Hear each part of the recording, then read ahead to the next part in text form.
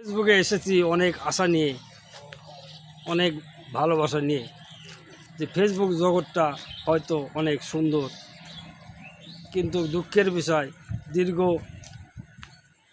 অনেক দীর্ঘ সময় ধরে কাজ করতেছি, কিন্তু কোনো সফলতা পাচ্ছি না। জানি না কেন পাচ্ছি না। তবে আমার মনে হয় অনেক কিছু আমাদের মাঝে ভুল, যে আমরা ভিডিওগুলো করি, ভিডিওর কোনো উদ্দেশ্য নাই, ভিডিওর কোনো গাইডলাইন নাই। মন চাইলো ভিডিও করলাম, ফেসবুকে ছেড়ে দিলাম, মনে হয় যে ভাইরাল হয়ে গেলাম, কিন্তু আসলে তো কিছুই নয়।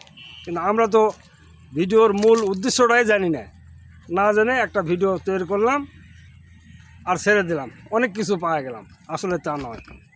কিন্তু আমরা এই যে ভিডিওটা করি, এই ভিডিও কেন করলাম, আমি এটা যে ভিডিওটা করলাম কেন করলাম, এর তো উদ্দেশ্যই নাই।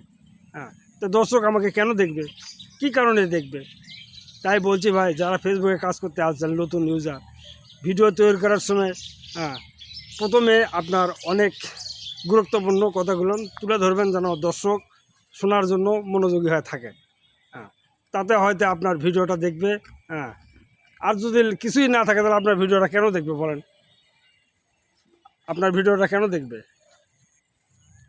আর সবসময় যেন ভিডিওটি একটু বড় করার চেষ্টা করবেন, 2 মিনিট, 2.5 মিনিট, 3 মিনিট, তাহলে হয়তো ভালো হবে। কিন্তু মান যাতে সুন্দর হয় সেই চেষ্টাই করবেন। ভালো থাকবেন।